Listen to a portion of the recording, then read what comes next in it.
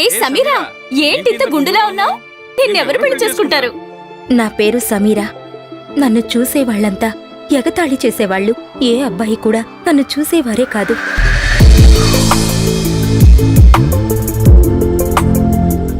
Yeah, I'm not interested. రండి గారు. సిటీలోనే అతి పెద్ద ధనవంతుడు, చాలా అందంగా ఉన్నాడు. నీ దగ్గర ఏముందని నిన్ను పెళ్లి చేసుకోవడానికి ఒప్పుకున్నాడు సమీరా.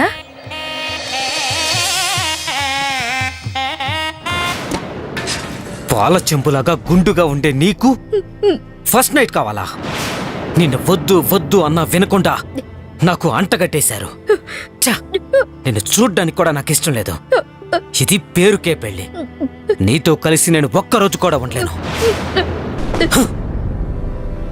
సంజయ్, నా పెళ్ళైన వెంటనే నా హస్బెండ్ సంజయ్ పై చదువుల కోసం వేరే దేశం వెళ్ళిపోయాడు.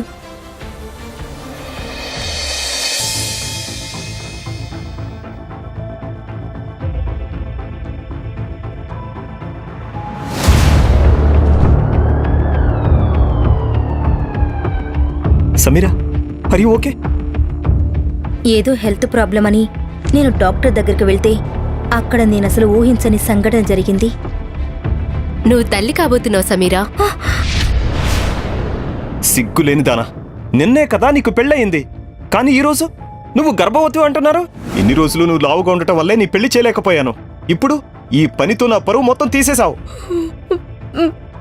ఈ సంగతి సంజయ్ వాళ్ళకి తెలిస్తే నేనేం చెప్పాలి? నాన్న ప్లీజ్, నేనే తప్పు చేయలేదు నాన్న.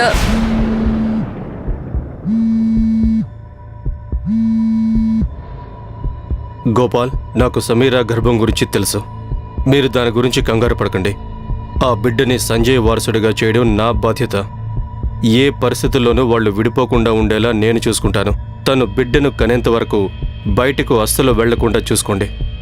మైనింగ్ విషయాలన్నీ నేను చూసుకుంటాను. దాని తర్వాత మా ఇంట్లో నా గర్భం గురించి ఎవరికీ తెలియకుండా చూసుకున్నారు. పై చదువుల కోసం వెళ్లిన సంజయ్ ఇంకో 5 నెలలు అక్కడే ఉండబోతున్నాడు. అందువల్ల ఈ విషయం అతనికి తెలియదు. కానీ నాకు మా నాన్నకి అర్థం కాని విషయం ఏంటంటే, సంజయ్ నాన్నకే అసలు ఈ విషయం ఎలా తెలిసింది అని. అంతేకాదు, తన రక్తం కాని బిడ్డని తను వారసత్వంగా ఎందుకు చూపించాలనుకుంటున్నారు? నా గర్భం మా నాన్నకు అర్థం కాని పజిల్లానే మిగిలిపోయింది. ప్లే. అన్ని కెమెరాలు చూసాం. 6 నెలలుగా ఎవరూ లోపలికి రాలేదు. సమీరా కూడా బయటికి వెళ్ళలేదు. నేనెప్పుడు నా గర్భం గురించి ఆలోచిస్తూ నా చుట్టూ ఏం జరుగుతుందో మర్చిపోయాను. దాని తర్వాత నేనెవర్నీ చూడలేదు. మిగిలిన వాళ్ళు నన్ను చూడ్డానికి రాలేదు. నా గర్భంలో ఉన్న బిడ్డతోనే మాట్లాడుకుంటూ ఉన్నాను.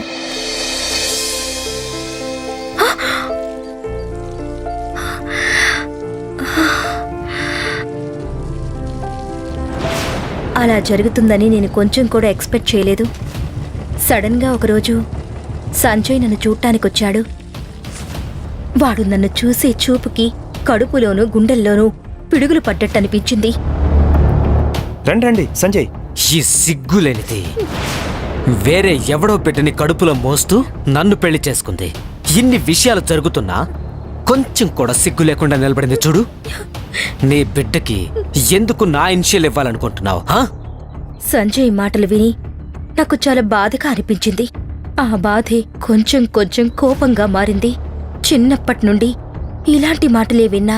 నాకు పుట్టబోయే బిడ్డ గురించి అలాంటి మాటలంటుంటే వినడం నా వల్ల కాలేదు. నాకు ఈ పెళ్లి మీద నమ్మకమే లేదు. అల్లుడు గారు, పుట్టబోయే బిడ్డ మీకు భారంగా ఉంది అంటే తనకు బిడ్డ పుట్టిన వెంటనే బిడ్డను సమీరా నుండి దూరం చేస్తాను. సమీరా, సమీరా, సమీరా.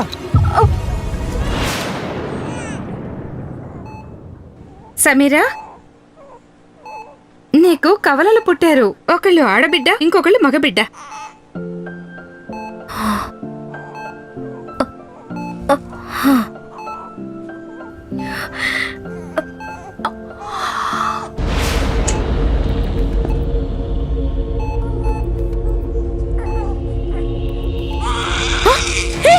ఎవరా నువ్వు? నా బిడ్డను వదలు! నా బిడ్డను వదలరా! నా బిడ్డను వదలు! ఎవరు నువ్వు?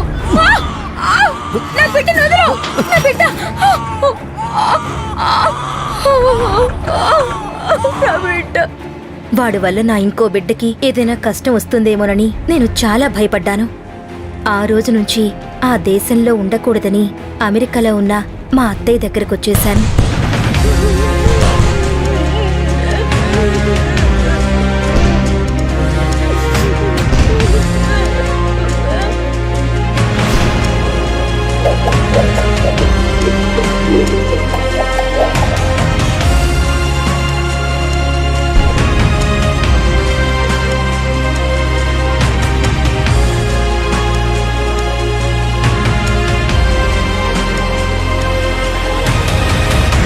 మా అమ్మ చనిపోయినప్పుడు నాకు వయసు 7 ఏళ్లు. మా అమ్మ చనిపోయిన కొద్ది రోజుల్లోనే మా నాన్న ఇంకో పెళ్లి చేసుకుని పిన్నిని ఇంటికి తీసుకొచ్చాడు. ఛీ, ఇది నీ ఇల్లే అయ్యుండొచ్చు, కానీ నా పర్మిషన్ లేకుండా నా రూమ్ లోకి రావద్దు.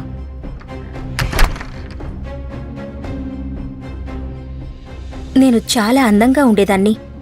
అది నచ్చని నా పిన్ని ఏదో ఒకటి కారణం చెప్పి నన్ను కొడుతూ ఉండేది. ఎక్కడ మురికి అక్కడే ఉంది. ఈ పని కూడా సరిగ్గా చేయలేవా నువ్వు? కింద పడే కూడా తినలేవా? 17 ఏళ్లు వయసొచ్చినప్పటికీ ఏం జరిగిందో తెలియదు. నా హార్మోన్స్ తారుమారవడం వల్ల నేను గుండుగా అసహ్యంగా మారిపోయాను. నా బరువు 120 కిలోలైపోయింది. నా పిన్ని ఇచ్చిన మాత్రలే నా హార్మోన్స్ అలా అవడానికి కారణమని కొద్ది రోజుల్లోనే తెలుసుకున్నాను. చూడు మీరా, ఎన్ని రోజులు ఇంకా జరిగిందే తలుచుకుని బాధపడతావు? అలా ఏడవడానికి నువ్వేమైనా పాత సమీరానా? అమెరికాలో one of the top most neurosurgeon doctor Meera. అంతేకాదు, నిన్ను నమ్ముకొని చాలా మంది పేషెంట్స్ ఉన్నారు. నీకోసం, నీ బిడ్డ కోసం నీ గతాన్ని మర్చిపోవాలి మీరా. నువ్వు చెప్పేదంతా కరెక్టే అత్తా, కానీ నా దగ్గర అన్నీ ఉన్నాయి, నా మరో బిడ్డ తప్ప. తనని నా దగ్గర నుంచి విడగొట్టిన వాళ్ళు ఆ బిడ్డని ఏం చేశారని ఆలోచిస్తేనే నాకు చాలా భయంగా ఉందత్తా. అది కూడా వదిలేయత్తా. ఇన్ని సంవత్సరాలయ్యింది కదా, నా ఇంటి నుండి ఒక్క కాలైనా వచ్చిందా? అసలెలా ఉన్నామని ఒక్కసారైనా కనుక్కున్నారా అత్తా? లేదే.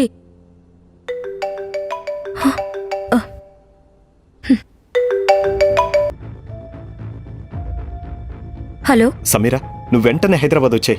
చాలా అర్జెంట్. నువ్వు వచ్చాక నీకన్ని వివరాలు చెప్తాను.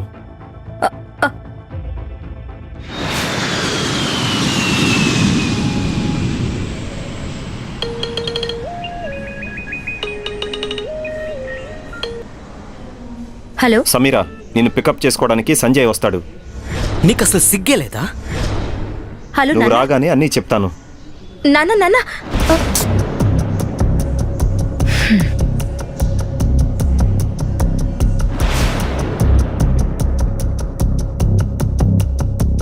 Excuse me.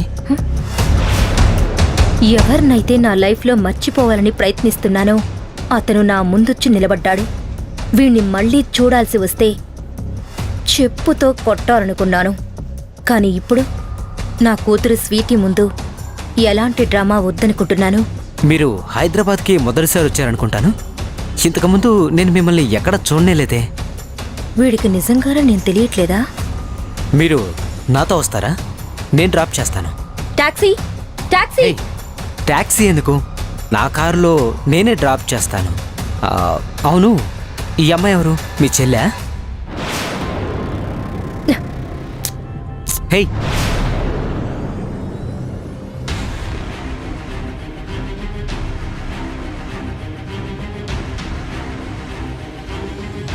సంజయ్ రాలేదా? మీరు నాతో వస్తారా? నేను డ్రాప్ చేస్తాను. ఇప్పుడైనా చెప్పండి, నన్ను అర్జెంటుగా ఎందుకు రమ్మన్నారు? నువ్వు సంజయ్ విడిపోయి 6 సంవత్సరాలైంది. ఇప్పుడు నువ్వు నీ లైఫ్లో హ్యాపీగానే ఉన్నావు. సంజయ్ కూడా తన లైఫ్లో ముందుకు వెళ్ళాలనుకుంటున్నాడు. అందుకు మీరిద్దరూ విడాకులు తీసుకుంటే మంచిదనిపిస్తోంది.